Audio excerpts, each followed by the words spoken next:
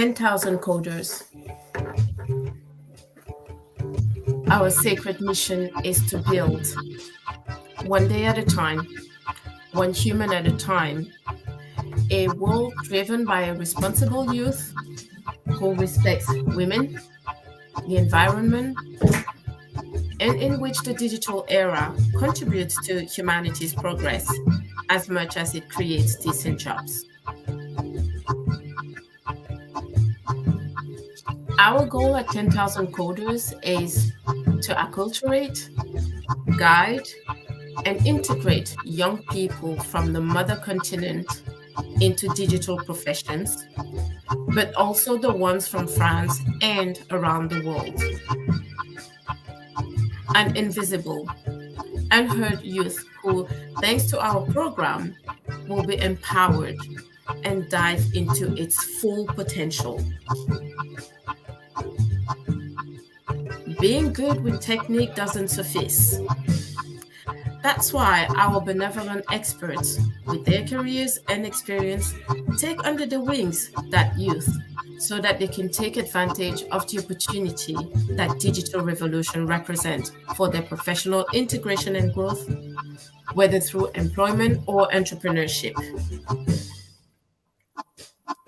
At 10,000 Coder, we offer an inclusive three-stage support to unemployed young people and adults retraining for digital professions and entrepreneurship. The first stage is digital discovery.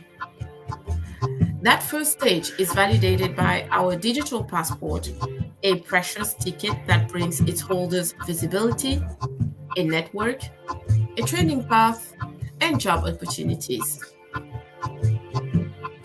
The second stage consists of a big chunk, training. Training will allow knowledge in the profession that has attracted interest during the discovery of digital stage, and therefore to acquire the skills for a future profession. And last, the third stage will define the start of a different journey, either corporate through the integration step or in entrepreneurship. Tonight, we are taking you through the last of the three-part webinar with leading global experts from our partner Pegasystems around no-code, low-code delivery, a topic which bears an array of opportunities. Part 3 today is Adopt.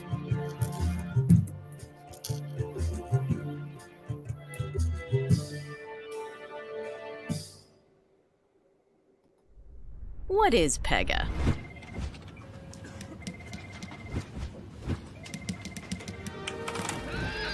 No, it's not that. Or this. Impressive teamwork, though. Still no. And definitely not whatever this is. Pega's a powerful low-code platform for AI-powered decisioning and workflow automation. So you spend less time doing this. And this.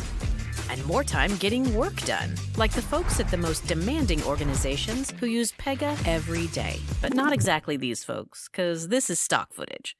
With Pega, you hyper-personalize each and every piece of customer engagement. You streamline customer service experiences, so customers and agents are both happy. To put it plainly, we help you get more done by doing less. That way, your operations team is worthy of a dramatic slow-mo.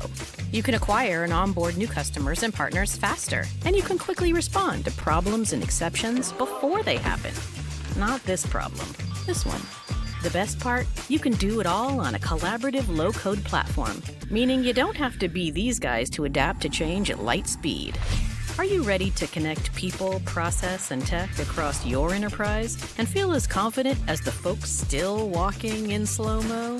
Well, it's never been simpler. Get ready to crush your business complexity. No, not like that. Like this.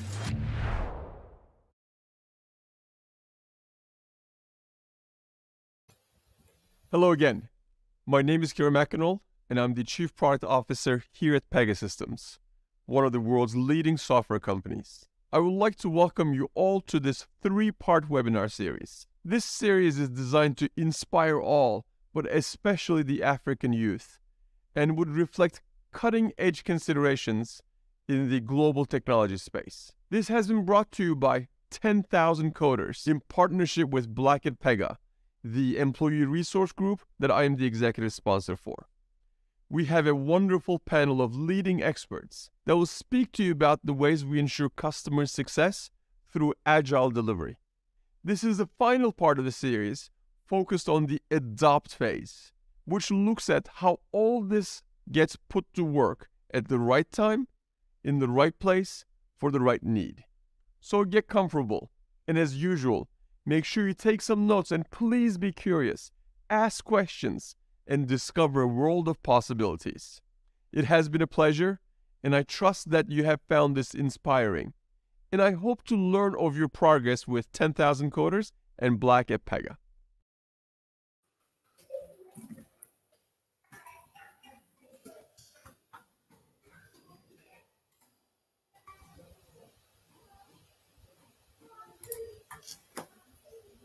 Good evening, dear all, and welcome to the 10,000 Coders YouTube channel. You've watched the first two webinars with Pega. Thank you for sticking with us for this last part. Remember, in the webinar one, we did unveil the discovery phase with Rachel Valerio and Paolo Tonin.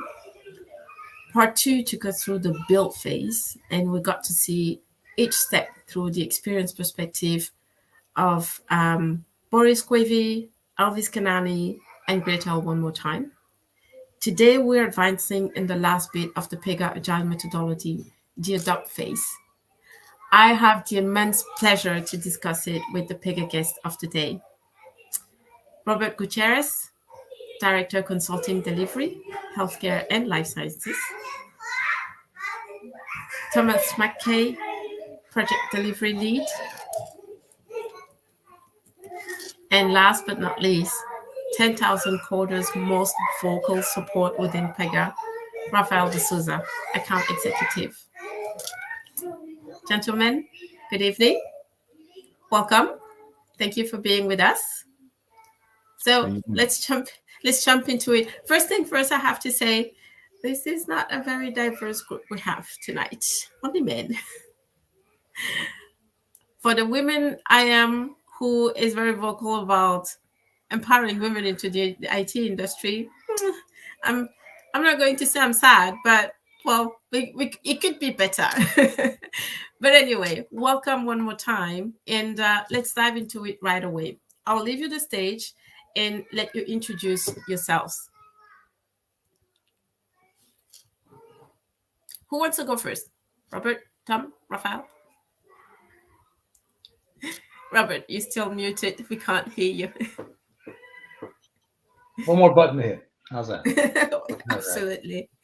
All right. Thank you very much. So, yes, my name is Robert Gutierrez. I'm a delivery director here at Pegasystems. I've been with Pega for approximately going on 13 years. I've started with Pega about 10 years ago as an engagement leader, very similar to the role that Thomas is doing today. And one of the things for myself is that I've been doing involved with business and technology in the healthcare payer space for almost 35 years now.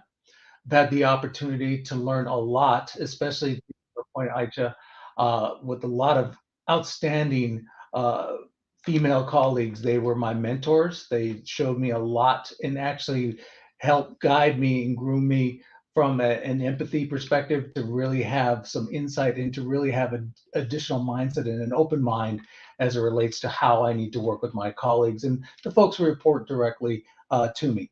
So anyhow, I can get into more detail where appropriate. So. Thank you, Robert. Thomas, please. Hey, good evening, everybody. My name's Tom Mackay. I'm a recent recruit into Pegasystems. I only joined in September last year, and I'm a project delivery lead, otherwise known as a delivery leader or Pega delivery lead or program delivery lead. I have lots of job titles, but it's all about the same, which is delivering success for our clients. And I'll be giving you more details on that in the presentation that we have for you. I also need to remind everybody, I am about as far as you can get away from being technical as possible. I studied law and humanities at university, but I still managed to find my way into the tech sector. So if I can do it, absolutely anybody can do it.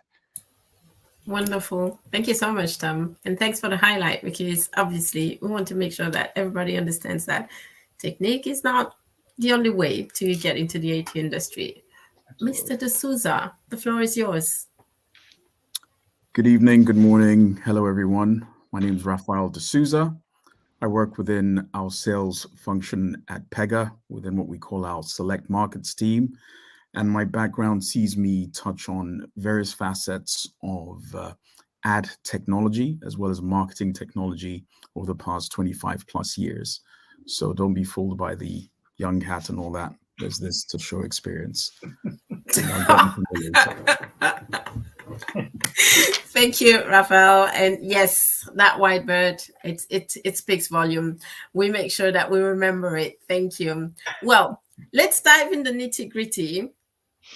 So this is the third part of this report webinar. We started with the build phase, with the discovery phase, sorry, where we just understood how to dive into the client's needs and understand what is it he's trying to achieve.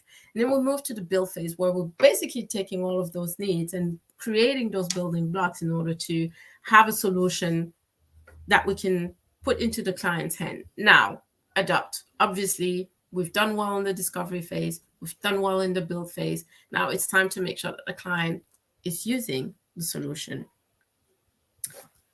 Let's talk about it. I'm just a couple of seconds. Right, so we already did this one.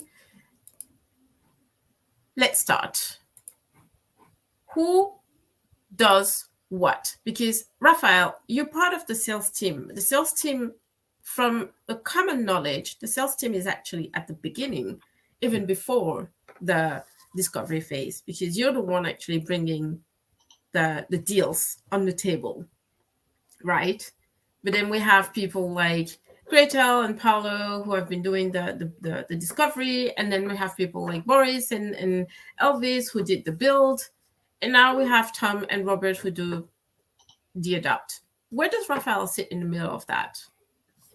So if I can just interject very quickly there, I think that's a common misconception in terms of how it applies across the board, in terms of sales being very, in my particular experience, especially when it comes to, call it senior sales, we're pretty much involved throughout the process at some level, because all these facets are important to us, right? So bringing the deal or bringing a deal to the table, you have to understand needs. You need to translate those needs into what you coordinate internally with these different resources you talk about. And then the reason why something like this, the adopt phase, is also important for somebody like myself is because it's important to build that foundation that gets the customer to be successful. And when they're successful, you have these growth prospects that come back to the sales function. It gets a little bit more nuanced than that, but it's throughout, I'd say. All right, so you are like the coordinator of all these phases, basically, making sure that everything runs smoothly. Yes. Okay, now I'm curious. Tom and Robert, how do you lend into this party, which is, we're talking about the adopt phase, but obviously you don't just crash the party. You know what's going on. Can you walk us a little bit into that phase? So Thomas, you want me to start? I think you're on mute, Thomas. Anyhow, yeah, I think to Raphael's point, he's absolutely correct. In his role, he's continuously engaged throughout the overall journey as it relates from, again, the initiate, plan, build, and to adopt. So in the circumstance where we are, from a delivery perspective, we are heavily engaged up front. We really want to make sure there's an alignment from a sales to delivery perspective, making sure that what are not only the contractual commitments, but what is the spirit of the, I'll say the agreement with our clients and making sure that we are not only meeting their expectations, but ultimately exceeding them. So again, from the start of the project all the way through, generally the account executive, as well as his team, is actively involved as part of the playbacks, at part of the various ceremonies that transpire throughout the whole life cycle of the engagement. So it's the start, and it's definitely not the end. They're always, almost always, actively engaged, as they should be. And part of my role is making sure that there's alignment from a sales to delivery perspective, so we're really providing value to the client as quickly as possible. So, Thomas, I don't know, do you want to add to that? Yeah, really, our role is about closing the loop off and its realization. So you have the client has decided to engage with Pega to build a new product, build a new application. We take it through the build phase using Agile delivery methodology, and then we finally created the product and we're releasing it to the users. We're making sure that it meets what's required by the user and the business.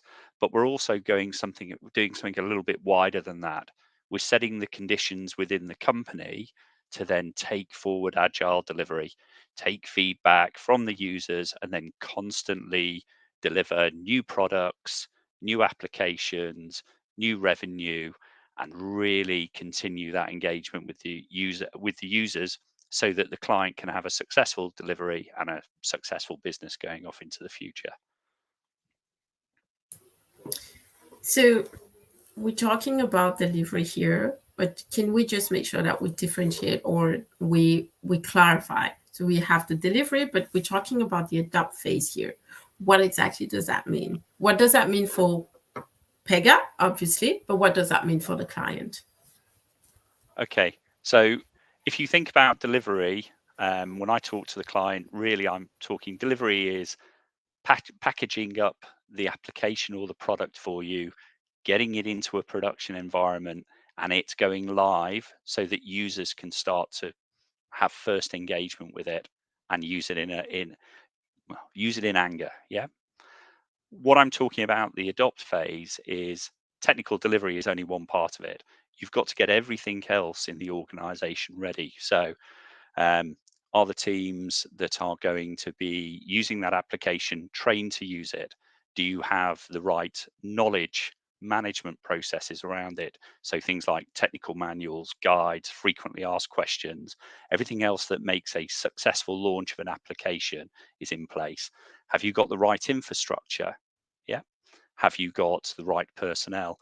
How are those personnel trained? And then also, are you setting up the processes around continuous development of that application? So if your users start to use it, so it's pretty much like any other app. If you think about any application that you see on a smart device or on your computer, people start providing feedback, say, hey, this is really good. I really like using it, but I think we need to do something else with it. I think if you could do this, it would be better for me. When they provide that feedback back into the client, they can take that feedback and start to iterate the application. So they're doing things like in the build phase, you would have talked about the backlog. You would have talked about sprints. You would have talked about user testing. Yes. They're not just for delivery. They're how you continue to deliver a successful product into the future. The adopt phase really is that little bit, 10% of it, technical delivery, getting a finished application into the production environment. The other thing around it is building a successful environment for that application to thrive and become profitable for the organization and really enthuse users, so they want to keep using it and they want to keep engaging with the company on that application and take it forward. That's really what the adopt phase is about, or well, that's what I feel like it's about. Okay. So it leads me to the next question to you, Tom. I know your background is not a technical one. So how did you land from studying law into, oh, but you say you were a terrible lawyer. But how do you land such a position? And how do you have any background with the tool? Did you learn after you joined Pega? Tell us a little bit more about that, because I think this is going to be one of the key part of this session. Okay, so I was born and raised in Manchester. I studied law at university. I was going off to be a lawyer, but I was absolutely terrible at it. So I decided on a career change. I went and joined the military. I spent 20 years in the Royal Navy, at sea, doing everything that a Royal Navy officer does. I got into my early 40s and I had a young family and I wanted to make a career change. So I started to have a look around at what was possible and what was open for me.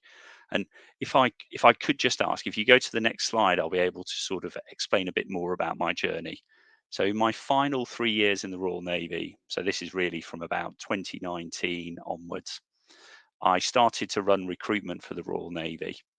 And we had the arrival of COVID in 2020, and we had to change the way that we did recruitment. So I was tasked with doing a digital transformation program for the Navy, and then one of those ones was to bring Pegasystems into the Royal Navy to develop a digital platform for us. I spent 2 years working on that, and then I got to that turning point. I decided I wanted to leave the Navy and I wanted to do something else. And I looked at the experience I had with Pega for 2 years, and I thought, you know what, this is something I can do. I've had that experience, and there is training that is open to me and that's available. And if you would just go to the next slide, I can tell you what the catalyst for that decision was. So I was doing a research paper for the Navy about how to implement digital technology in large organizations. And one of the biggest issues you had was a big skills gap. Digitization had arrived and the speed of change is moving really quickly, and there are companies out there that are in real need for people. There's a study by McKinsey, and these two graphs are taken from it, where it talks about the need. I think in 2020 and 2021 they were talking about the need to retrain 500 million people worldwide to fill all of the gaps in the tech sector. They also were talking about how they were going to need to train these people and train them quickly. So the typical journey into a career that I had sort of grown up in the 1980s with, which was go to school, then go to university, then potentially start an apprenticeship program and then move forward, that needed to radically change. Organizations now need to have people in that are adaptable and able to pick up skills quickly and deliver value for them. And also with the new arrival of the tech sector, I saw it as an opportunity. So fair enough, I didn't have the skills. I wasn't a traditional coder. I wasn't a computer scientist, but I could do something in this sector. I could take the skills that I'd learned in the Navy about leadership, management, soft skills. I could pick up some foundation level of knowledge and then move that forward. And this is where I chose the sector to go into. If you just go to the next slide. Following on from the McKinsey article that I was reading, I started to find out where all the gaps were in the tech sector. So if you look at this sort of list, this was the top 12 workplace skills that were going to be in demand by the 2030s in the tech sector in the United Kingdom. Now, at the top end, I didn't think that I had the entrepreneurial or initiative skills that I needed, but I definitely knew I had traditional project management skills, interpersonal skills and empathy, communications and negotiation, critical thinking and decision making, leadership and managing other people. I thought these were areas I could pick up new skills relatively quickly and also rely on some of the experience that I had. And then at the bottom, the basic digital skills, I thought I could pick those up relatively quickly. And if I could show an employer that I was willing to do that off my own initiative, I could find a career in the tech sector. So I followed some training, the Scaled Agile framework. I used an application called Udemy, and I went through the Odin coding program online, completed this, and then applied for a job with Pega, who then took me on. And that was my journey into the tech sector. Okay, so you did two things. On one hand, you used your existing skills. You didn't try to create or recreate anything, and that is the beauty of it. And then on the other hand, obviously, you went out there and did grow your knowledge a little bit more. And this is one of the things I so can relate as a 10,000 coders member with what we're doing. It's a basic digital skills. That's exactly what we try to grow within the youth on the continent, and also outside of the continent, but mainly on the African continent. Communication, leadership skills.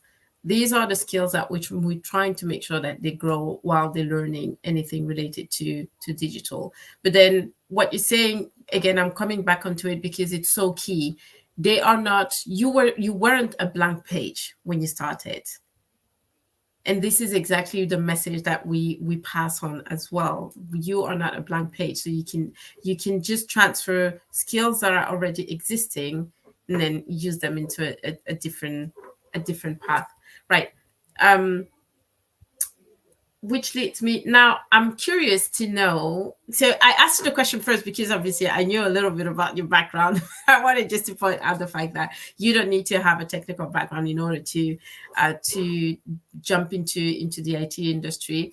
But now I'm actually curious to know a little bit more about Robert's background when it comes to that. Robert, you said that you've been with Pega for 13 years now. So can you tell us a little bit more about you? Sure, absolutely. So, as I mentioned earlier, been with Pega 13 years. Started out as a engagement leader. Now they're project delivery leads. But I was in the service as well when I started out in the 80s. I'm showing my age. So, but had the opportunity to really learn what I really wanted to do, and more importantly, what I didn't want to do. I really took that opportunity to learn. At that time, there was no personal computers. There was no cloud computing. It's like I had the opportunity when I started. I actually managed to get a position with an insurance company. And again, it was nothing from a technical perspective. I was learning at the beginning of my career. Again, I was relatively young, just basically doing office tasks and learning how to take specific processes within the healthcare payer space, and I had an aptitude for which there was opportunities to get into a trainee program, and that's how I became a COBOL programmer over time. So that COBOL evolved into other technologies where I was learning more of at the time. Again, this is in the late 80s, local area networks, Microsoft technologies, as well as FileNet and other content management solutions, where I was really exposed a lot to, from a business perspective, the operations from customer service, have a better appreciation for underwriting, a better appreciation for care management and disease management. And again, not clinical, didn't start out with a technical background, but it was very, very intriguing. I found a passion when I was younger, and I really strove to learn more and to gain more education as to how that technology was going to evolve. Because as that was starting out, the technology roadmap was still being defined, and I knew that there was more to this than just doing the administrative things. I've learned a lot, and I managed to be mentored by some very senior people from both a business and a technology perspective to really learn and gain additional insight. And if anything, I think one of the things I really wanted to reinforce is that for all the students who really want to gain that knowledge, is really understand, look at from an industry perspective, be it from manufacturing, from accounting, things like that that'll give you some great insight as to how these processes work and how the interdependencies between, I guess, the very beginning of a process to the end. So you have a much better appreciation, and you could actually continuously learn, understand the processes, understand, as an example, there may be compliance and other regulatory matters that need to be taken into consideration. As you gain that knowledge, that's valuable. That's something that no one can take that away from you. And you could actually take that as part of your journey into a low code, no code solution. So, but anyhow, it's like really making sure that you're engaged and continuously learn. And I tried to do that through most of my career. And again, work to get find somebody who really wants to be your mentor, and continuously look for those mentorship opportunities to gain more insight and gain more knowledge, because they can't take that away from you. Thank you, Robert. Very inspiring, especially when it comes to the finding your mentor part. This is one of the things that we repeat over and over and over and over again. Absolutely. So how, maybe for someone like you who's been in the corporate world for quite a long time, with a rich career, it might be an easy thing to do. But this is a question I like to ask. How do you find your mentor? Well, a lot of times, I think right now, especially from technology, there's a lot of different, I'll say, resources available, LinkedIn, and there's a lot more out there. But a lot of it is just, what I've learned is that you got to be that rock in the shoe for somebody. It's like you're there, you show that passion, because there's a lot of times when folks will say, "Yeah, I really want to learn something," and you're just like, "Hey, great, you really want to impart this knowledge and understanding." And then they're kind of like, not committed to it. And I think part of it, you show your commitment. You show that, again, using the rock in the shoe analogy, is that you're there, and they're gonna say, this person is really motivated. The more you want to be engaged, the more you're reaching out to people. It could be from anything from, I want to learn how this accounting process works. I want to learn how do you make these widgets. You get a better appreciation, and there's people who will be willing to share this knowledge with you. If you sit back and just say, "I really wish I thought I knew more about a specific technology or process," but not doing the additional research, or not reaching out to individuals to actually solicit that, it could be it could be very tiring. But at the same time, continue to push through it, continue to drive, continue to find those folks. And I've learned a lot, even from, as an example, I just have an inquisitive nature.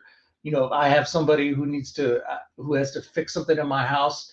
I'll be there to help them. Like, wow, it could be anything, very pragmatic skills, from a plumbing or electrician type scenario.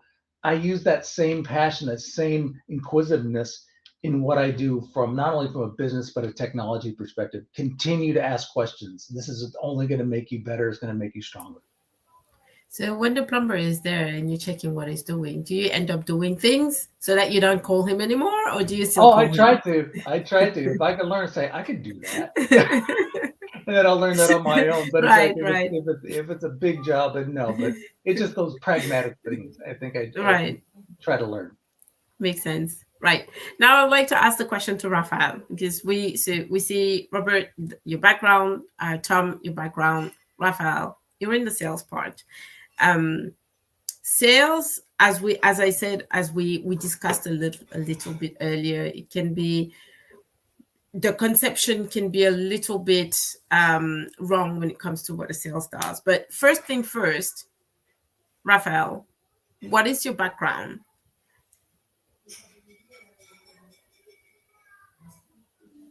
You're still muted, Raphael. Yeah, that's fine. Can you hear me now? Yes, we can. Okay. So just to keep it high level, my background has been within the tech industry, right? From, call it a subject area perspective. And as I mentioned very briefly before, I've covered different facets of advertising technology as well as marketing technology. the role that I've played within this industry has been more around client-facing roles within what we will call the sales function or account management function. So that will globalize what my background is, and this has spanned over 25 plus years. 25 plus years. When did you start working? I started working a long time ago. Like I said, don't be fooled. This is experience. Oh my God, you do not look your age. Wonderful. Now, set the scene. The scene is set. Mm-hmm. What I would like to ask to the three of you is really to just walk us through the flow, how you work together on the adopt phase. We've already looked into the discovery, into the build, we're into the adopt. How do you work together? Because I look at you, Robert, you're in the consulting part. Tom, you're the delivery. Raphael, you're the sales. What does the flow look like? If I can actually start with something that could help, I guess, contextualize something, right? So, when we talk about the adopt phase, right?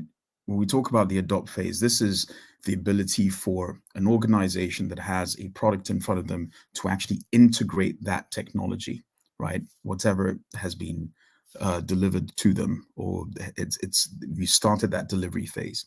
However, I'll break that down a bit, and this is probably a different dimension, a different perspective I've got around technology adoption, so to speak.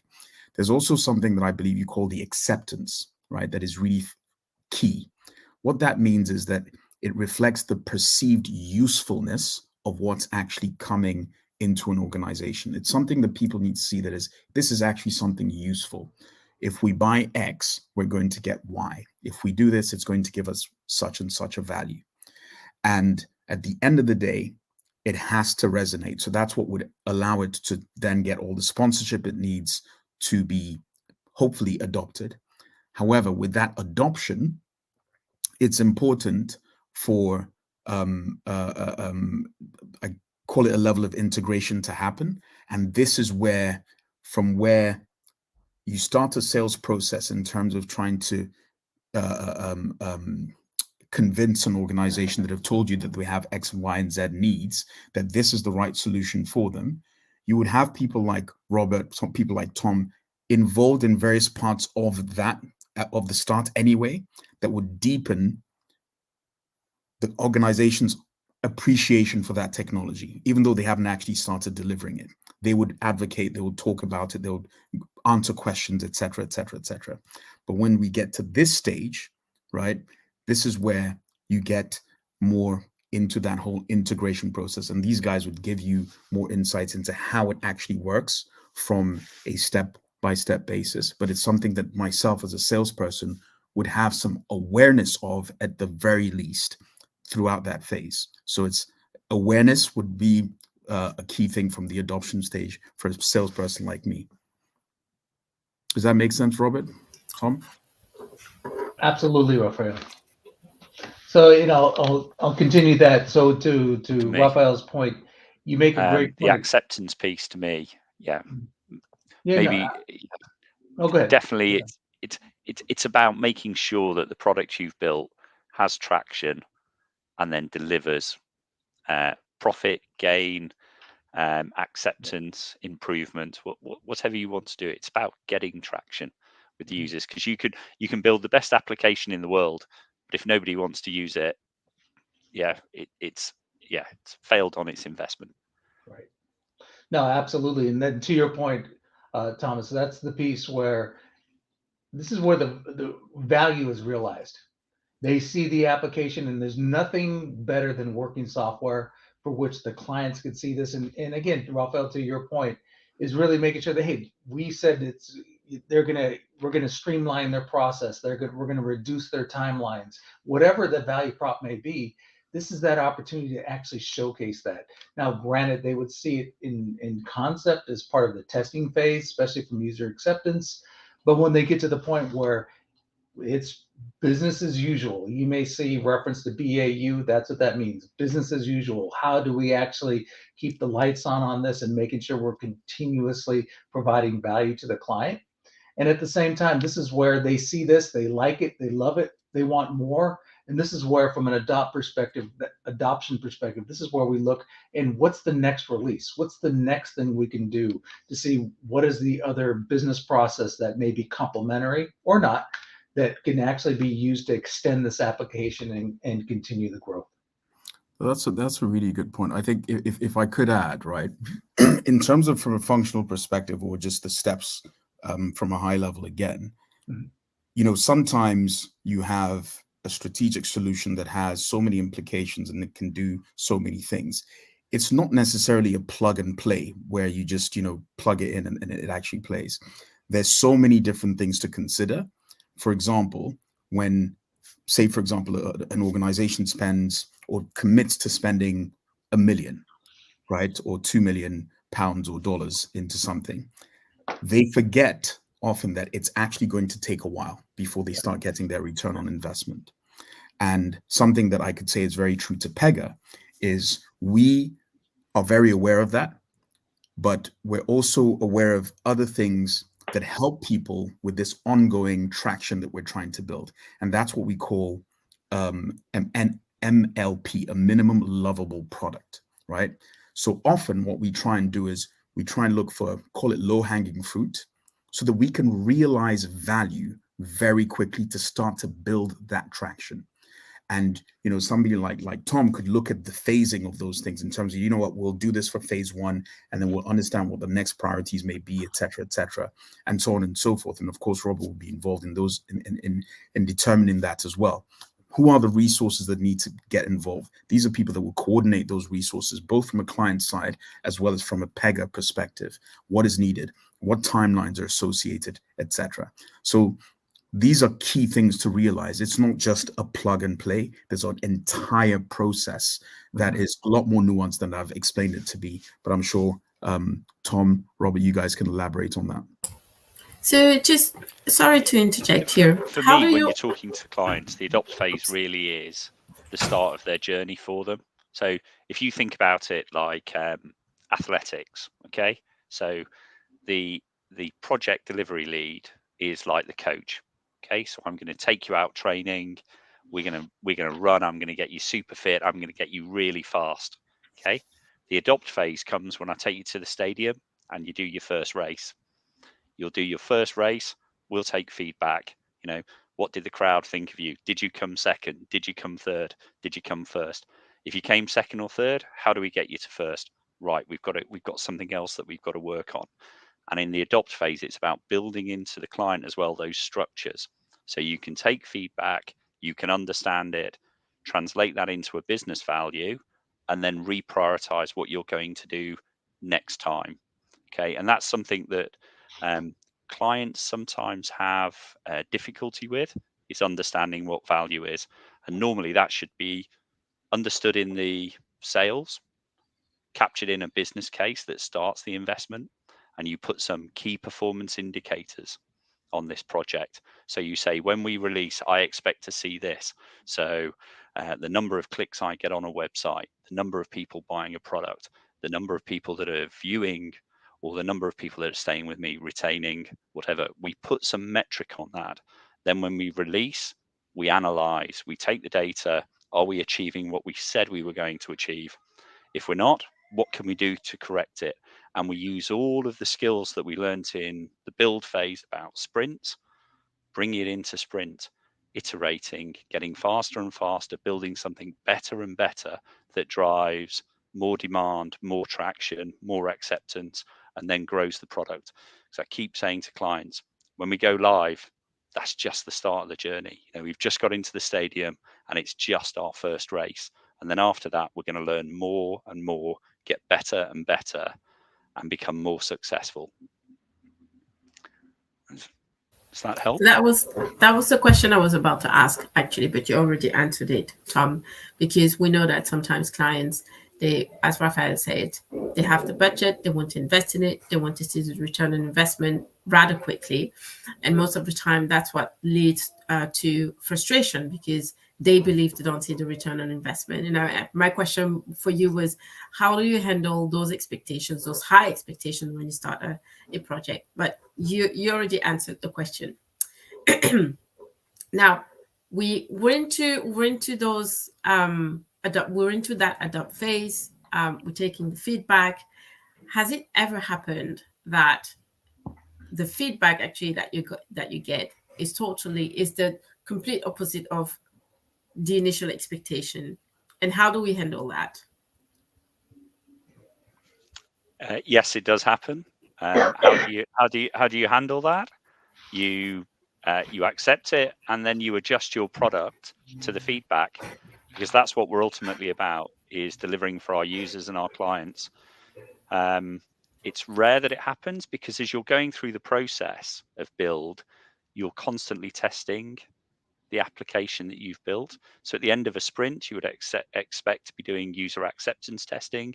You would be expecting to get constant feedback from users so that you're adjusting to that. And actually, Agile methodology helps you do that, because you're delivering in such a faster pace than the traditional methods of project management like waterfall, that you are constantly improving and adjusting your product. So this idea that you would get to go live, release something, and you have near catastrophic feedback from the user and it's not excited them, you wouldn't expect that, because you're constantly talking to the users during the build phase. So you complete a sprint, you build a bit of functionality, you hand that over to the users provide you feedback. You take that feedback into the next sprint, and you adjust and you adjust and you adjust. And then hopefully when you get to your release and you'll go live, you know that you're going to deliver something that people want. It's going to excite them. It's going to get that traction. It's going to get that acceptance, and it's going to move forward and accelerate. And then you're going to get more and more feedback, and you're going to learn and learn. So if I go back, when I created a recruitment application for the Navy, we had a bank of testers, and we would bring in candidates that were going to use the application at the end of every sprint. So we had about 150 real life candidates who were giving us feedback. So we said, right, this is the video interview platform. What do you think of it? And they would give us the feedback. We'd bring that into the sprint. We'd adjust. So the surprise of that release not meeting users' desires and wants was mitigated. Does that answer the question? It does. And what it does for me is actually relating it to the experience that the youth is going through on the continent. So one, it's all about acceptance and all about adapting to the situation you're facing. Because so we've seen a couple of them coming with amazing solutions to an existing problem. Mm-hmm.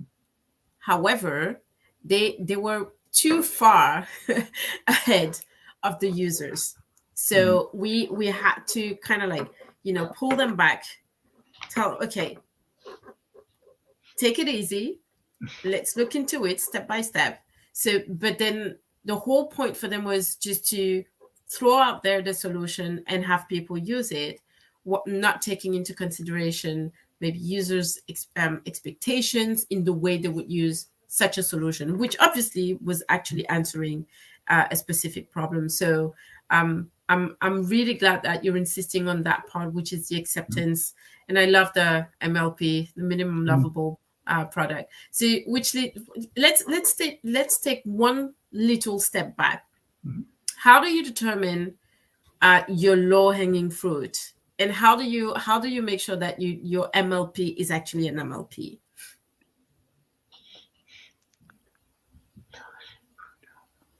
Wasn't my question clear? Do you want me to? No. That's a good question. So how do we determine low-hanging fruit, and then how do we determine that an MLP is actually an MLP, right? That was the question. Yep. Mm-hmm. I've got an answer for this question. Yeah. Okay. So when you start your project, and I can give you a trick that I've used on some other projects. So you'll do the discovery phase where you engage with your users and you understand what their needs and wants are. Then what I've done with previous clients is we build a list of all the features that you want, that you believe to make a product. And then we will do some rough estimations on the amount of time and effort we'll need to deliver each one of those features. And then what we'll also add to them is what is the gain to your business by delivering that? Okay. So then you'll suddenly end up with a line of features and you'll know how hard it is or how much work I need to deliver it and how much profit I'm going to make from doing that. And then what you can do is prioritize. So you want to start off by delivering the ones that take the least effort but give you the most profit. Those are the ones that you want to try and release first in your product, because those are the ones that will get you support, will build a buzz about your product, and people will come back to you and say, yeah, that was really good, actually. It really worked for me and it made a great gain. So get those quick.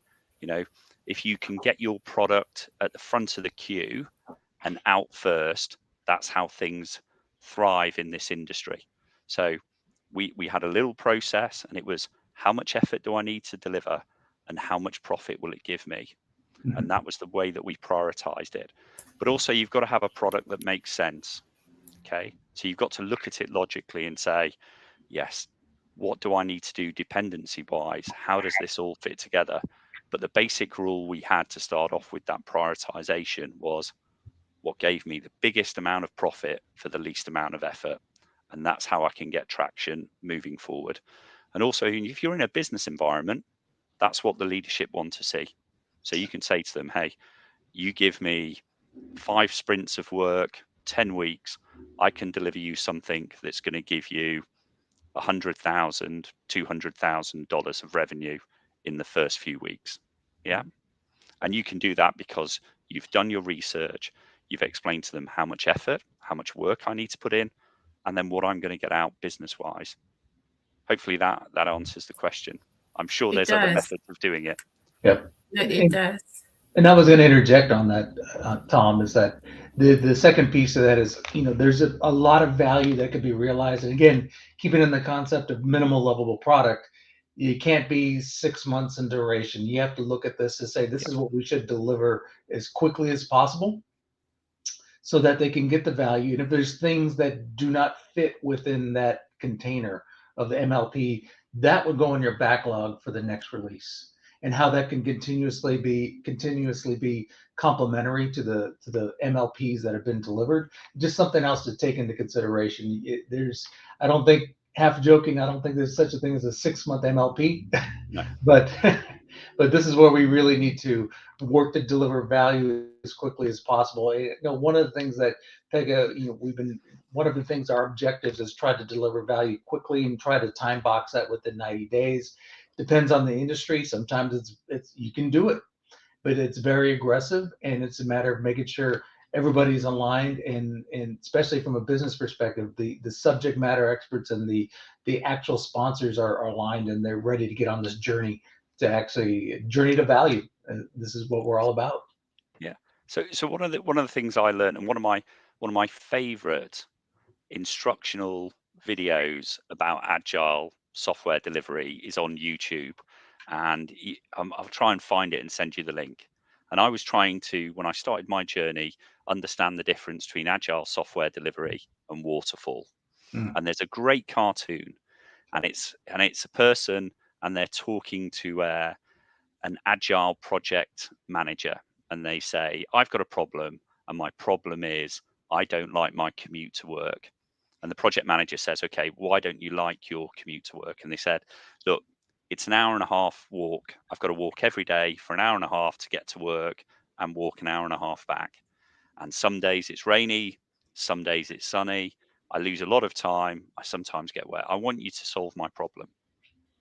So the agile project manager says, okay, I can solve your problem, but I'm going to solve it in an agile way. Ultimately, you want to get to a car. That's what you want to have. But if I was to build you a car, it's going to take me 2 years, and then I'm going to have to teach you how to drive, and I'm going to have to do all of this. So you're not going to get the benefit until 2 years' time. What I am going to do is go away, and in 2 weeks I can build you a skateboard, and that skateboard will get you to work in an hour, so it'll save you half an hour. Week after that, I'm going to put a small motor on it, so it'll go a bit faster.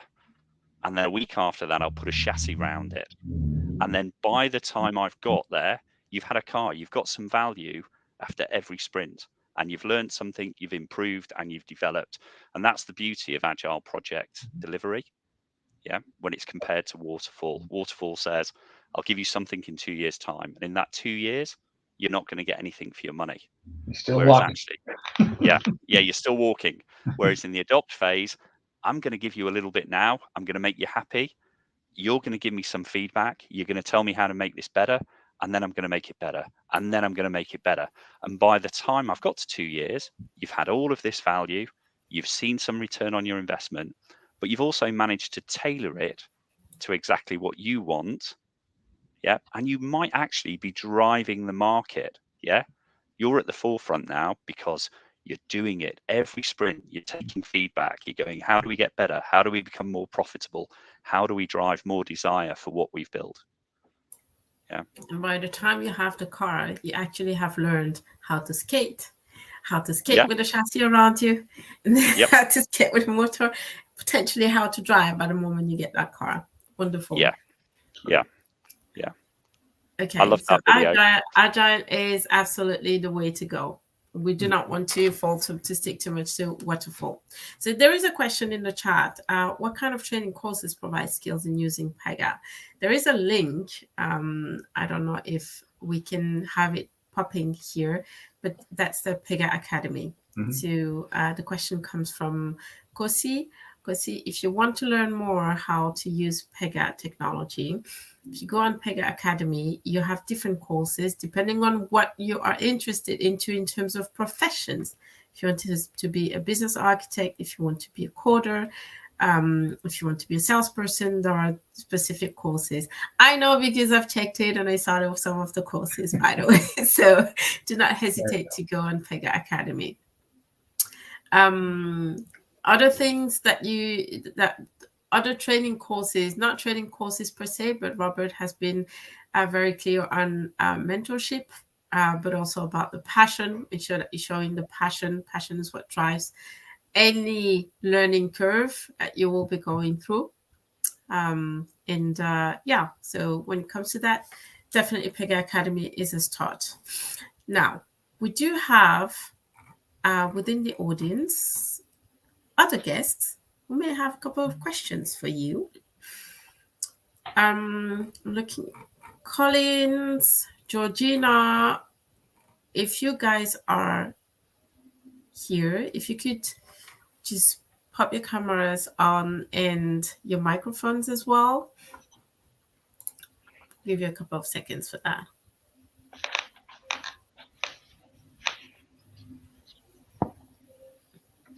Georgina Collins, can you hear us? Yeah. Hi, Georgina. Nice to meet you. Nice to meet you too. Thanks for being with us. So, Georgina, we're going to start off with you. I would like to ask you first, did you find it interesting? And then second, if you have any questions, please share them with the audience. Okay.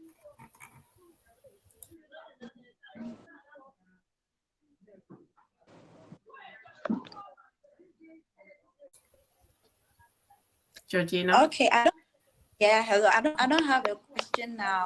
I was just listening and I was like I'm finding it difficult to understand things.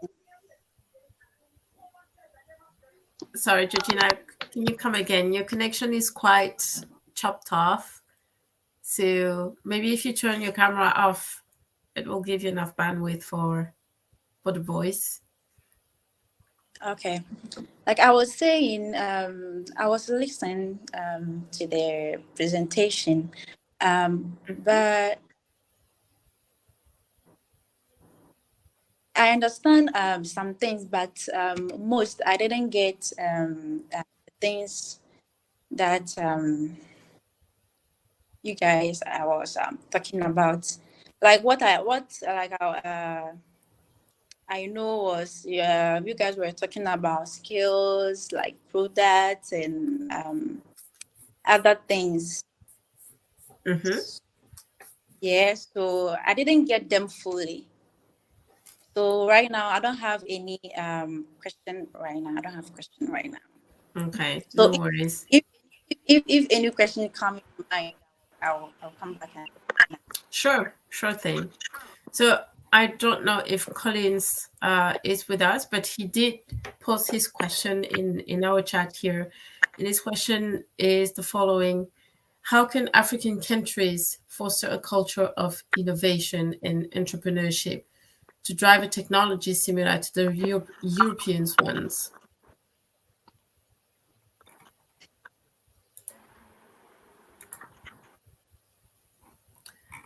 Is that okay? So, so the question was, how can African countries foster a culture of innovation and entrepreneurship to drive a technology similar to the Europeans, right? So, I think a couple of things that I feel would be really important is, and really foundational, starts with mindset, right? And the reason I say that is because a lot of the things that I would say post mindset would not be realizable without the right mindset. So I'll just mention a couple of things in terms of that. So the thinking is this: within the context of Africa or whatever situation you may find yourself in, I think the first thing is realizing that it's not the same as it is in Europe. That's the first thing. And therefore the mindset needs to be applied to that. And often what happens is people think of, doing the same things that they see externally, whereas you're missing the point of your context of the problem solving within the context of your countries, your local communities, the realities people are facing. And that's really, really important. So that mindset is really, really key. Now, if I go slightly further, just in terms of what I've touched on or people have touched on in the past, one thing that's really important is digital infrastructure. That's really, really key. The other things is training, which is where this entire thing comes in, right?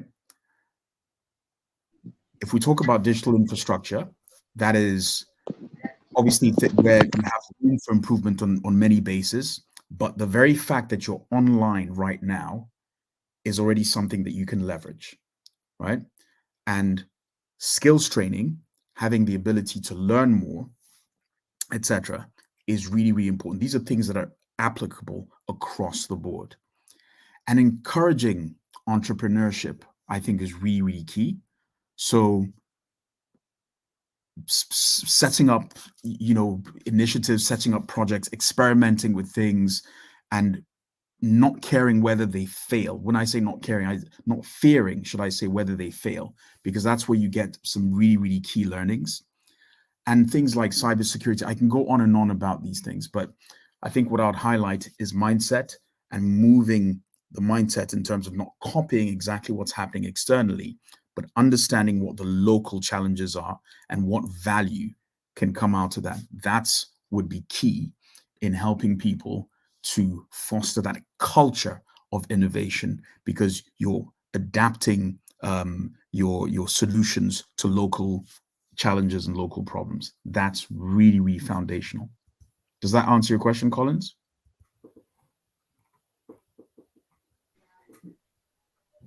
Collins? Yes, please. Yes, please. Okay. My answer is a question. Please, can I ask another question again? Of course. Yes, absolutely.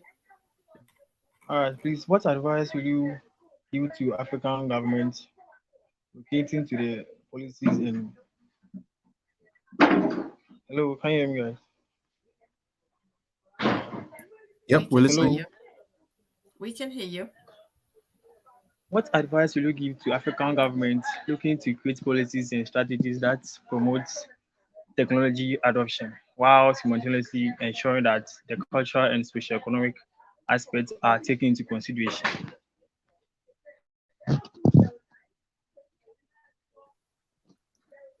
So, what advice would we give to African government looking to Current create governments looking to policies create and policies. strategies that promote technology adoption while simultaneously ensuring that cultural and socio-economic aspect taken into consideration?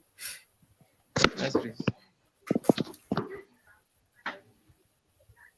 That's a Well, great question, Robert that's or Tom. Do you guys want to attempt? But I think I'll say this very quickly. I'd say one of the key things that I highlighted to your previous question is really key, right? Because you're talking about ensuring that cultural and socioeconomic aspects are taken into consideration. That takes it back to the local challenges, the local problems, right? So that's one thing in terms of focusing on that. Local challenges need local solutions, not necessarily what you see externally. Identifying what can be applicable is key, and just defragmenting and taking bits and pieces and best practices and things like that. But it's not something you can just copy and paste into the environment. So I think one would be having policies that promote collaboration, that promote inclusivity, because again, in some societies, things are very stuck with certain types of people that have money, people that don't, the do's and don'ts, whether it's men, etc. Because that inclusivity gives that, should I say, basis for innovation, for better ideas, for richer ideas. So women need to be involved, people of all ages. It doesn't need to be certain ages. Inclusivity is really, really key. And also making sure you have things like cybersecurity, like data privacy and security in place so that people can safely and have that consistency of what they can do. So these are things that governments can work on that high level. I don't know what you guys think that are applicable as well, Tom and Robert. Yeah, I would add to that. So first of all, you definitely need a culture of innovation, and I think that exists in most societies. Yeah. Next, it's about you've got to open up to technology and an acceptance that things need to change, things need to move forward and be taken forward, and you need to dismantle hierarchies. And for someone who's ex-military, this is something that was very difficult from the organization I came from. So sometimes the hardest thing is to get old ideas out of heads and bring new ideas in. So you need to find some way of doing that. And hopefully the culture of innovation will do that. Next, you've got to engender opportunity and make sure that opportunity is open to everybody. When I've seen transformation projects, digital transformation projects work really well, it's because everybody has a voice in the room. And that's the great thing about Agile, where you're engaging with users, you're giving people that voice to say, actually, this is what I need you to do. This is how I think this needs to improve. So you've got to engender that opportunity. So everyone in the room has a voice. And then final is trust. And we came on it earlier about talking about failure. There's no such thing about absolute failure, because you can always take a lesson from it, a positive from it. You've got to accept that some things, you've got to just try them and they might not work. But if they don't work, you'll look at it and understand why it didn't work. So next time it works. And I think that's really the points that I've got. Yeah. Yep. Yep. And I'll just say the last couple points here is that I believe are complementary to everything Raphael and Tom shared, is that, again, continuously learn, stay relevant. Industry, technology skills, soft skills, how to communicate, do that. Be passionate. Do what excites you. That's all part of it. You could do something, be good at something, and if there's no passion there, it's gonna drag you down. But continue to follow that passion. And last but never least, is continue to be kind and empathetic with each other. It's a very, we're on this planet for a very short time, and let's make it that much better for all of us to work together and to bring each other up. That's amazing insights, guys. I think just couple of last points that really lead on from that, and I hope this helps, right? So one thing you guys have mentioned is that things would not necessarily go right. Mm-hmm. And again, that goes to mindset. I've witnessed a lot of situations where investments made in a certain area within the continent, something doesn't work. And when it doesn't work, everybody thinks because it doesn't work, it's all over. We're not doing that project anymore. Whereas what Tom's actually just said is, no, you have to learn why didn't it work, right? So that you have that continuity, and then the next time you have a go at it, to make it work. That's the mindset change, of that progressive mindset, to actually get to a stage where it's actually working and you've learned why it wouldn't work, and therefore you wouldn't make that mistake again. And the second thing is actually, going to Robert's point, is, celebrate these stories, right, of successes. Celebrate the successes, talk about them, understand why they were successful in the first place, because that's what excites people. That's what feeds into the passion that Robert's talking about. Because once, no matter how small, if it's a success, it's a success. Why did it work? Let's analyze that success and let's celebrate it. Let's, put it up high so that we can have continued traction in what we're doing. Thank you so much for sharing all of this, because it just answers one of the big questions that everybody has about failure. Is because, let's face it, Raphael, failure in our culture in Africa, it is something that is taboo. And when you fail, you just kicked out of the society, literally, because you're being seen as a failure. Then no one wants to work with you anymore. While this is actually the space to learn, and we have to accept that it is something that is useful in the end to everybody.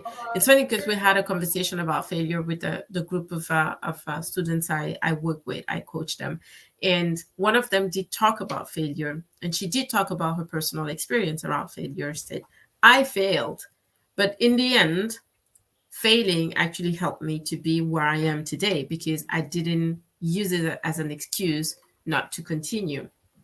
And Raphael, you did mention the mindset.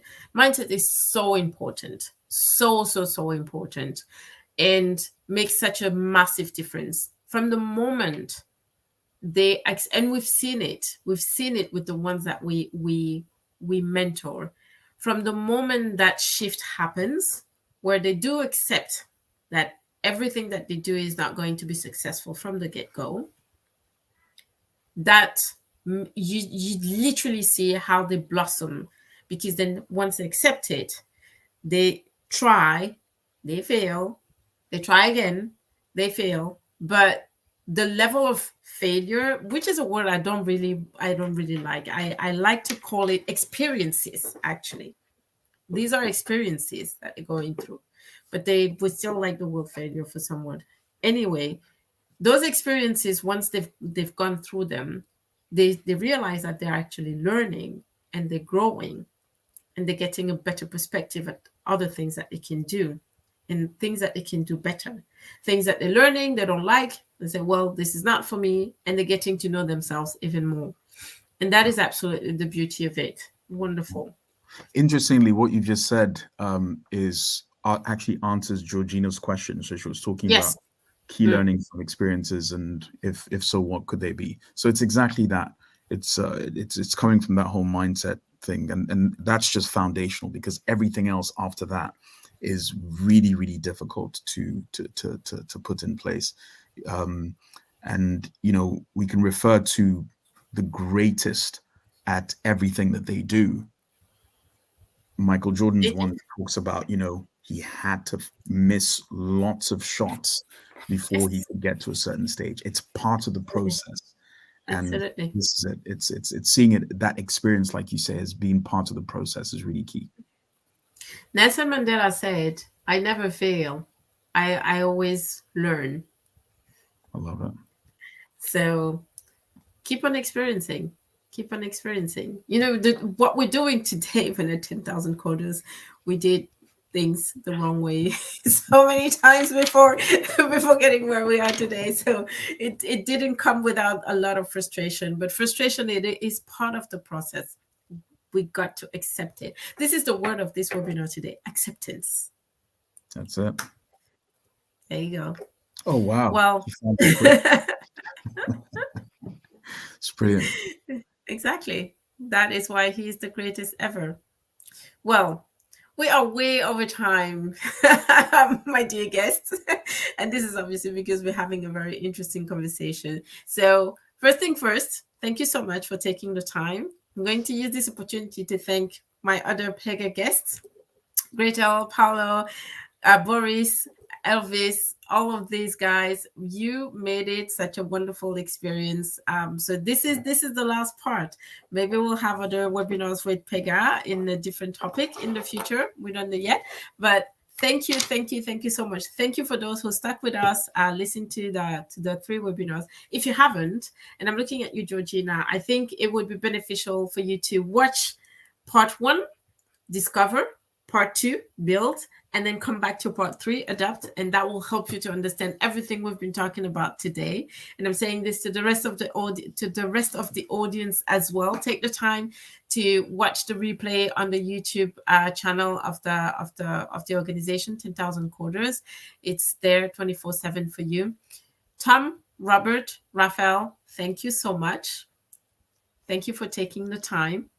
Thank you very much. Absolute pleasure. Thank you. It's been a pleasure. Well, we will be in touch. That is for sure. For those who are interested to know a little bit more about Pega, Pega Academy is the place to go and check. Do not hesitate. For those who are interested into being mentored, who are curious about what we do not hesitate to go and check the 10,000 Coders page. And yeah, if you find anything of interest, make sure to enroll. We're here for you for the next stage. Just Thanks very quickly. again. Just Yes. very quickly. So, this is really, really key. Get on that website, register, go onto the academy, because this is an absolute wonderful opportunity for everyone here. Post what you guys do as students. You then have the opportunity to have guidance as to what you develop moving forward and getting that training that's needed. So the first phase is actually registration, and then it'll take you to the opportunities that you may be looking for. So think about the future, start preparing for it, but make sure you register. That's the action I expect. That's the action we all expect. Don't just sleep on it. So yes, we're waiting for you guys, because then you will be facing people like me, potentially like Raphael, and we're here to set you up for success. You will be experiencing a lot, that is for sure, but we won't let you down. So come on in. Well, thank you so much. Enjoy the rest of the day, of the evening, and we'll see you soon. Bye. Take care, everybody. What is Pega?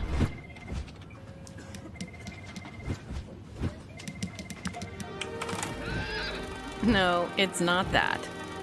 Or this. Impressive teamwork, though. Still no. And definitely not whatever this is. Pega's a powerful low-code platform for AI-powered decisioning and workflow automation. So you spend less time doing this and this, and more time getting work done, like the folks at the most demanding organizations who use Pega every day. But not exactly these folks, because this is stock footage. With Pega, you hyper-personalize each and every piece of customer engagement. You streamline customer service experiences so customers and agents are both happy. To put it plainly, we help you get more done by doing less. That way, your operations team is worthy of a dramatic slow-mo. You can acquire and onboard new customers and partners faster, and you can quickly respond to problems and exceptions before they happen. Not this problem, this one. The best part? You can do it all on a collaborative low-code platform, meaning you don't have to be these guys to adapt to change at light speed. Are you ready to connect people, process, and tech across your enterprise and feel as confident as the folks still walking in slow-mo? Well, it's never been simpler. Get ready to crush your business complexity. No, not like that. Like this.